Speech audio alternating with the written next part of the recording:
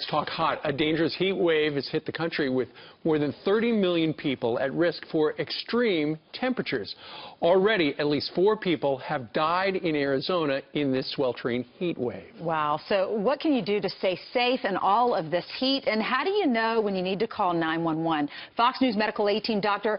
David Samadi joins us now with more. Good morning, Dr. Samadi. So how do you prevent a heat stroke? This is actually quite common. We already have seen 4 people die. These are young teenagers that are going for hiking, and they're not prepared, and they don't recognize it, and this goes so fast. 380 people every year die from this. So the big thing is really distinguishing between heat exhaustion versus heat stroke. Okay. When the heat index out there is about 90 degrees, you want to be really careful about going out there. That's when things start to happen. And when your core temperature is around 103, that's really when heat exhaustion happens. So what happens?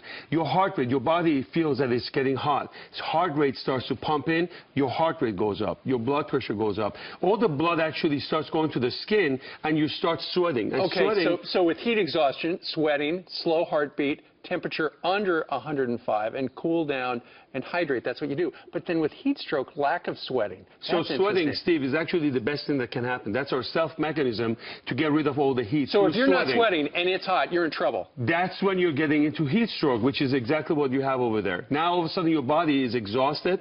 Heart is tired of pumping blood. You're already depleting all of your reserve, and you're not going to be sweating. So what happens? All the temperature is going to stay in 104, 105, 106. You're going to start depleting all of your salt. You get muscle cramp, nausea, vomiting, and you can get unconscious, you get short of breath, you can get seizure, and finally death. Yes, people can die from this. So what do you do if you get overheated? Do you call 911? Well, the first thing you got to do is to get out of the heat. That's what you want to bring the temperature down. So you want to make sure that you take a cold shower, drink fluid, make sure you deplete, get all of your electrolytes.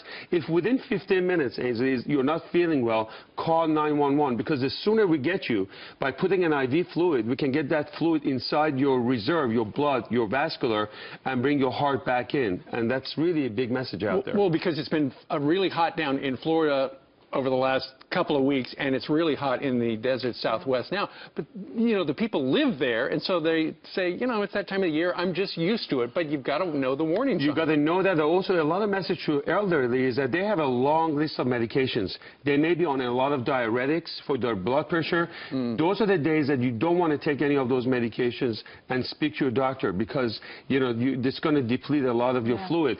Stay away from alcohol, beer, any kind of alcohol, or coffee. Those are all diuretics.